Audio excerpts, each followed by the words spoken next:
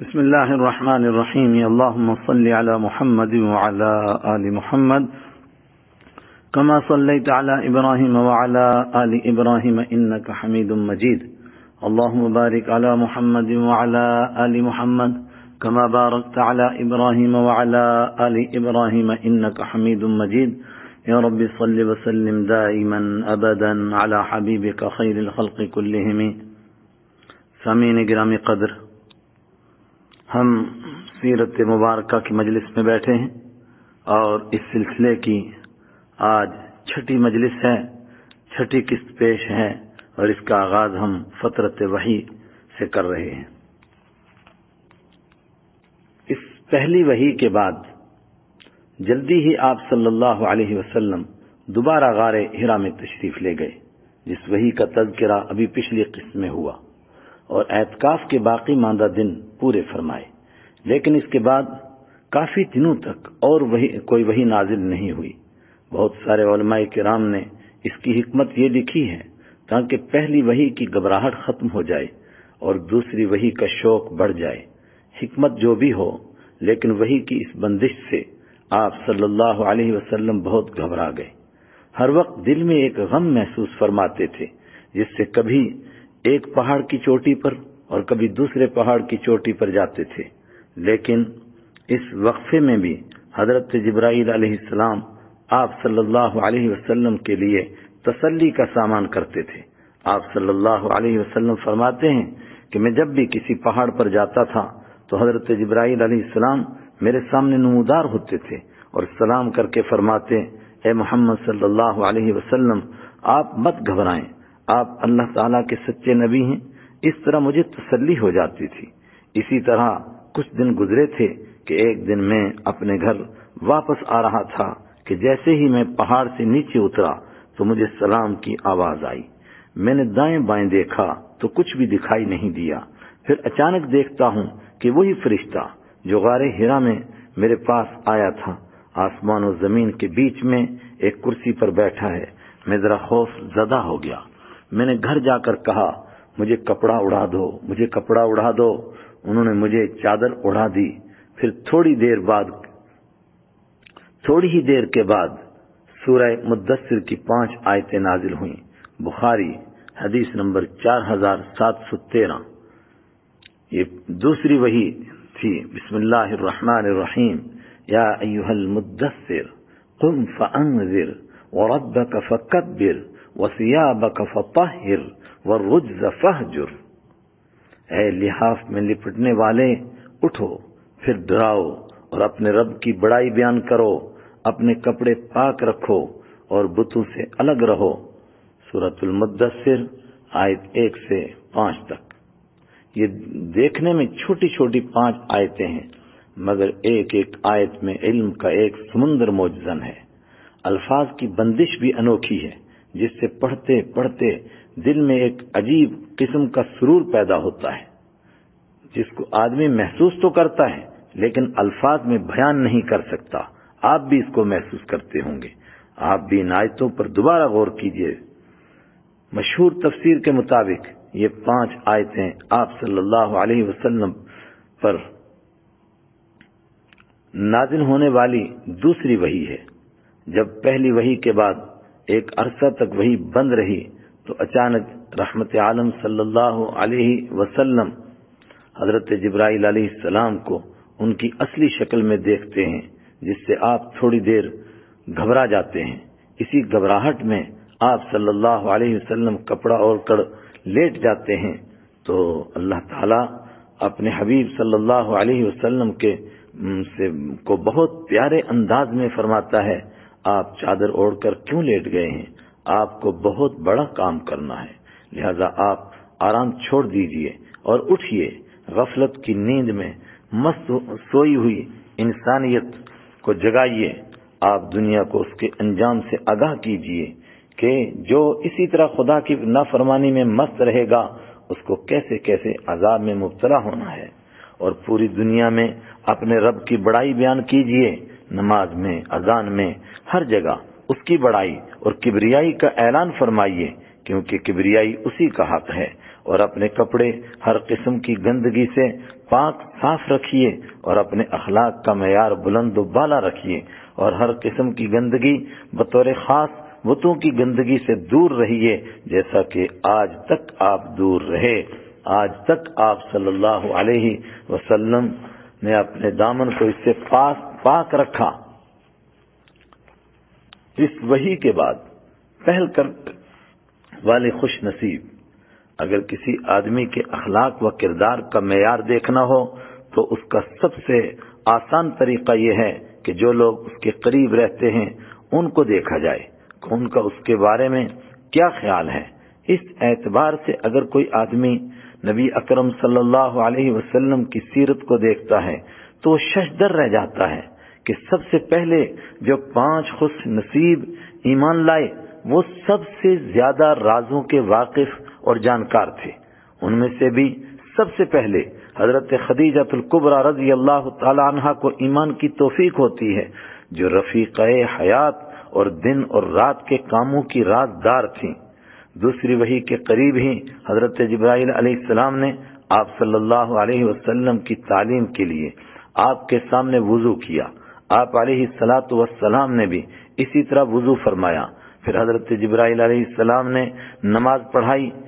اس طرح نبی اکرم صلی اللہ علیہ وسلم نے نماز پڑھنی شروع فرما لی۔ بعض روایتوں سے معلوم ہوتا ہے کہ 5 نمازیں فرض ہونے سے پہلے صبح اور عصر کے وقت 2 رکعت پڑھی جاتی تھی اور رات میں لمبی لمبی 2 رکعت کر کے جتنی رکعت میسر ہوں پڑھی جاتی تھی۔ نبی کریم صلی اللہ علیہ وسلم نے حضرت خدیجہ رضی اللہ تعالی عنہا کے سامنے وضو فرمایا، جس کو دیکھ کر حضرت خدیجہ رضی اللہ عنہا نے بھی اسی طرح وضو کیا۔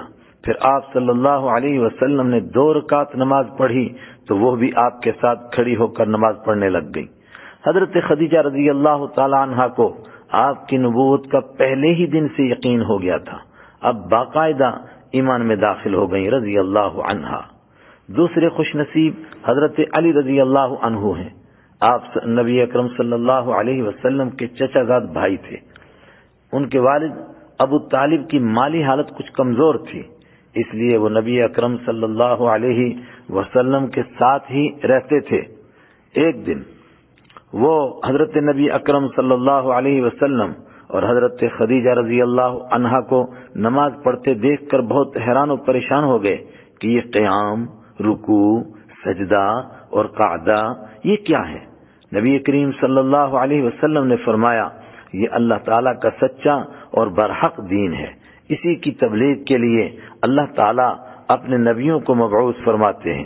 حضرت علی رضی اللہ عنہ کی عمر اس وقت 8 یا 10 سال تھی، اس لیے ان کو اس سے بہت تعجب ہوا، مگر چونکہ انہوں نے آج تک نبی اکرم صلی اللہ علیہ وسلم سے کبھی بھی جھوٹ نہیں سنا تھا، ہمیشہ سچ ہی سنا تھا، اور نبی اکرم صلی اللہ علیہ وسلم سے محبت بھی بہت زیادہ کرتے تھے، اس لیے چپ چاپ سنتے رہے۔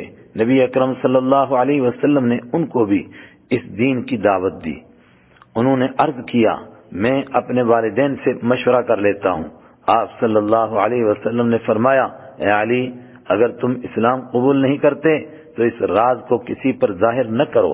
حضرت علی رضی اللہ عنہ نے یہ رات گہری سوچ و فکر میں گزاری، نبی اکرم صلی اللہ علیہ وسلم کی باتوں میں غور کرتے رہے۔ دوسرے دن صبح سویرے ہی آپ صلی اللہ علیہ وسلم کی خدمت میں حاضر ہوئے اور عرض کرنے لگے، مجھے کسی سے مشورہ کرنے کی کوئی ضرورت نہیں، آپ مجھے دین سکھائیے اور نماز کا طریقہ بتائیے۔ میں آپ پر ایمان لایا ہوں اور آپ کی پیروی کرنے کا فیصلہ کر چکا ہوں۔ نبی اکرم صلی اللہ علیہ وسلم نے ان کو دین سکھایا اور نماز کا طریقہ بتایا اور آج تک نازل ہونے والی آیتیں یاد کروائیں۔ اس کے بعد جب بھی آپ صلی اللہ علیہ وسلم نماز پڑھتے، حضرت علی رضی اللہ تعالیٰ عنہ آپ کے ہمراہ ہوتے تھے۔ تیسرے خوش نصیب زید بن حارثہ رضی اللہ تعالیٰ عنہ تھے، جو حضرت خدیجہ رضی اللہ عنہا کے بعد سب سے زیادہ رازداں اور واقف کار تھے۔ در حقیقت وہ بڑے اونچے خاندان کے آزاد آدمی تھے، مگر گردش ایام اور زمانے کی الٹ پھیر سے غلام بن گئے تھے، جو بکتے بکتے نبی اکرم صلی اللہ علیہ وسلم کے گھر پہنچ گئے تھے۔ پھر ان کے والد اور چچا ان کو لینے کے لیے مصر سے اور بعض روایتوں کے مطابق یمن سے آئے بھی تھے، لیکن انہوں نے یہ کہہ کر جانے سے انکار کر دیا تھا کہ مجھے ماں سے زیادہ شفقت کرنے والی حضرت خدیجہ رضی اللہ تعالی عنہا اور باپ سے لاکھ درجہ زیادہ پیار و محبت کرنے والے حضرت محمد صلی اللہ علیہ وسلم مل چکے ہیں، اب میں ان کی جدائی برداشت نہیں کر سکوں گا، ہاں اپنے والدین کے بغیر رہ لوں گا۔ انہوں نے حضرت نبی اکرم صلی اللہ علیہ وسلم اور حضرت خدیجہ کو نماز پڑھتے ہوئے دیکھا تو حیران ہو کر عرض کرنے لگے، مجھے بھی یہ طریقہ بتاؤ، یہ کون سا دین ہے؟ نبی کریم صلی اللہ علیہ وسلم نے ان کو بھی دین کا تعارف کروایا اور نماز کا طریقہ بتایا، اس طرح وہ بھی ایمان قبول کر کے نمازیوں میں شامل ہو گئے۔ چوتھے خوش نصیب جن کو اللہ تعالیٰ نے یہ نور عطا فرمایا وہ نبی اکرم صلی اللہ علیہ وسلم کے مخلص وفا دوست حضرت ابوبکر صدیق رضی اللہ عنہ تھے، جو آپ صلی اللہ علیہ وسلم کی گھر سے باہر کی زندگی کے جانکار تھے۔ اس اعتبار سے وہ سب سے پہلے ایمان لانے والے ہیں، کیونکہ باقی سب حضرات گھر کے ہیں۔ نبی اکرم صلی اللہ علیہ وسلم جب گھر سے فارغ ہو گئے تو آپ صلی اللہ علیہ وسلم نے گھر سے باہر اس روشنی کو پیش فرمایا اور سب سے پہلے حضرت ابوبکر صدیق رضی اللہ تعالی عنہ کے سامنے پیش فرمایا۔ انہوں نے بلا کسی تأمل و تفکر کے اور بغیر کسی غور اور تدبر کے فوراً اپنے دل کی آواز سمجھ کر کے ایمان قبول کر لیا، کیونکہ آپ صلی اللہ علیہ وسلم کے ساتھ دوستی کی بنا پر ان کا دل بھی روشن ہو چکا تھا۔ پھر ان کو بھی لمبی دوستی کا تجربہ تھا کہ جھوٹ آپ صلی اللہ علیہ وسلم کی زبان پر آ ہی نہیں سکتا، یہ جو کچھ فرماتے ہیں سچ ہی فرماتے ہیں۔ ایک بات یاد رکھنے کی ہے، چونکہ بالغ مردوں میں بلا تعمل اپنی رائے سے سب سے پہلے ایمان قبول کرنے والے حضرت ابوبکر صدیق رضی اللہ عنہ ہیں، اس لیے بعض حضرات نے پہل کرنے والوں میں سب سے پہلا نام حضرت ابوبکر صدیق رضی اللہ عنہ کا لکھا ہے۔ پانچویں خوش نصیب باندیوں کی ترجمان حضرت ام ایمن رضی اللہ تعالی عنہا بتائی جاتی ہیں، جو حضرت خدیجہ رضی اللہ عنہا کی باندی تھیں۔ یہ بھی گھر کے رازوں کی واقف تھیں۔ گھر کے ملازم ہمیشہ مالکان سے شاکی اور دکھی رہتے ہیں، مگر یہ گھر ہی نرالا تھا۔ حضرت ام ایمن رضی اللہ عنہا بھی اخلاق و کردار سے اتنی متاثر تھیں کہ صرف گھر کا رنگ دیکھ کر بے تأمل ایمان لے آئیں۔ البدایہ والنہایہ جلد 3 صفحہ 51، 52، 53 تفصیل دیکھی جا سکتی ہے وہاں پر۔ خفیہ تبلیغ کے 3 سال۔ بخاری شریف کی روایت ہے کہ سورہ مدثر کی پہلی آیتوں کے بعد وحی کے نزول میں تیزی آ گئی اور موسلا دھار بارش کی طرح وحی نازل ہونے لگ گئی۔ اس زمانے میں جو آیتیں نازل ہوئیں ان میں توحید و رسالت، آخرت کے برحق ہونے کا مضمون، قرآن کریم کی صداقت اور اس عالم کا فنا ہو جانا ایسے زوردار الفاظ میں بیان کیا گیا ہے کہ انسان کے ضمیر کو جھنجھوڑ کر رکھ دیا ہے۔ پھر چھوٹی چھوٹی آیتوں والی چھوٹی چھوٹی صورتیں ایسے میٹھے، شیریں اور لطیف جملوں پر مکمل ہوتی ہیں کہ پڑھتے پڑھتے مزہ آ جاتا ہے۔ الفاظ کی بندش کا بہتا ہوا ایسا دریا کہ انسان اس میں ڈوب جاتا ہے اور چھوڑنے کا دل نہیں کرتا۔ کچھ واقعات تو ایسے پیش بھی آئے ہیں کہ انسان اس میں ڈوب جاتا ہے اور چھوڑنے کا دل نہیں کرتا ہے۔ 1-2 واقعات آپ بھی سنیں گے انشاءاللہ آگے۔ ان ایسے حیران و ششدر واقعات سن کر دلوں میں ایک ہلچل مچ جاتی ہے۔ آخری منزل کی اکثر صورتیں ایسی ہی ہیں جس طرح سورہ قاف، سورہ زاریات، سورہ طور، سورہ ملک، سورہ مزمل اور سورہ قیامہ، سورہ مرسلات اور 30ویں پارے کی اکثر صورتیں۔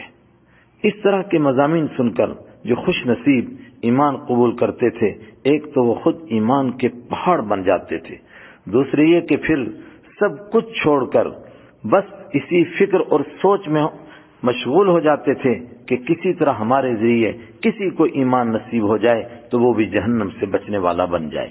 مگر اس سوچ کے مقابلے میں ایک بڑا مسئلہ یہ تھا کہ مکہ المکرمہ کوئی عام شہر یا گاؤں کی طرح نہیں تھا، وہاں کا مسئلہ بہت حساس تھا۔ مکہ مکرمہ میں ایک طرف تو خانہ کعبہ، مقام ابراہیم، صفا مروہ، مینا مزدلفہ، عرفات جیسے پاکیزہ اور اعلیٰ مقامات تھے جو حج و عمرہ کے مقام تھے، اور مکہ کے لوگ بطور خاص نبی اکرم صلی اللہ علیہ وسلم کا خاندان بنو ہاشم وہاں کے متولی اور ناظم اعلیٰ تھے۔ مگر دوسری طرف مکہ کے مشرکین نے مکہ کو شرک کا مرکز بنا رکھا تھا۔ عرب کے بڑے بڑے 5 بت مکہ کے آس پاس ہی تھے، اور خانہ کعبہ اللہ کا گھر، اللہ کا پاکیزہ گھر 360 بتوں سے بھرا ہوا تھا۔ مکہ مکرمہ ہی کے لوگ بطور خاص قریش ان کے مجاور اور پجاری تھے۔ ایسے ماحول میں حکمت اور عقل مندی یہی تھی کہ بلا وجہ اچانک ماحول کو گرمایا نہ جائے، بلکہ اصلاح اور سدھار کا کام آہستہ آہستہ کیا جائے، ہر ایک کے سامنے تذکرہ کر کے آگ نہ لگائی جائے۔ بس اسی حکمت اور دانش مندی کے مطابق نبی کریم صلی اللہ علیہ وسلم نے بھی خفیہ دعوت دینی شروع فرما دی، اور اپنے خوش قسمت دوستوں کو بھی یہی ہدایت فرمائی جس طرح پہلے گزر چکا ہے کہ حضرت علی رضی اللہ تعالیٰ عنہ کو آپ صلی اللہ علیہ وسلم نے فرمایا تھا، آپ ہمارا راز کسی کے سامنے ظاہر نہ کریں۔ اسی طریقے کے مطابق حضرت ابوبکر صدیق رضی اللہ تعالیٰ عنہ نے سب سے پہلے محنت فرمائی، کیونکہ وہ ایک تاجر تھے، عام لوگوں سے بڑے گہرے ان کے مراسم اور تعلقات تھے، وہ بہت نرم دل، اعلیٰ اخلاق کے مالک اور بڑے سخی مزاج تھے، اس لیے لوگ بھی ان سے بہت محبت کرتے تھے۔ انہوں نے دوستوں پر غور کیا، جس کو مناسب اور لائق سمجھا، اس کے بارے میں پیار سے دین اس کو بڑے پیار سے دین کی دعوت دی۔ اللہ تعالیٰ نے ان کی کوشش اور جدوجہد میں ایسی برکت عطا فرمائی کہ انہی کوششوں سے بہت سارے لوگوں کو اللہ تعالیٰ نے ایمان عطا فرما دیا۔ یعنی ایمان دینے والے تو اللہ تعالیٰ کی ذات ہے، لیکن اس کے پیچھے بہت سارے لوگوں کے ایمان کے پیچھے محنت حضرت ابوبکر صدیق رضی اللہ تعالیٰ عنہ کی۔ سیرت کی کتابوں میں ان لوگوں کی فہرست میں حضرت عثمان، حضرت زبیر، حضرت عبد الرحمن بن عوف، حضرت سعد بن ابی وقاص، حضرت طلحہ بن عبداللہ جیسے بڑے بڑے صحابہ کرام کے اسماء گرامی بھی ملتے ہیں۔ اسی طرح حضرت زید بن حارثہ، حضرت علی رضی اللہ تعالیٰ عنہ اور حضرت خدیجہ رضی اللہ تعالیٰ عنہ نے بھی اس راستے میں انتھک محنت اور کوشش فرمائی، تو اللہ تعالیٰ نے ان کی وجہ سے بہت ساروں کو ایمان عطا فرما دیا، جن میں حضرت بلال حبشی، حضرت ابو عبیدہ، حضرت ابو سلمہ، حضرت فاطمہ بنت خطاب، حضرت اسماء بنت ابی بکر، حضرت اسماء بنت عمیس اور حضرت ام الفضل کے نام مشہور ہیں۔ ابن خلدون جلد 1 صفحہ 42۔ مگر میں یہاں ان خوش نصیب لوگوں کا تذکرہ تھوڑی تفصیل سے کرنا مناسب سمجھتا ہوں جن کو خواب یا کسی اور اشارے سے براہ راست اللہ تعالی کی طرف سے دعوت پہنچی اور ایمان نصیب ہوا۔ آج کی اس قسط کا یہیں پر اختتام کرتے ہیں، اگلی قسط کا انتظار فرمائیں۔ وآخر دعوانا ان الحمدللہ رب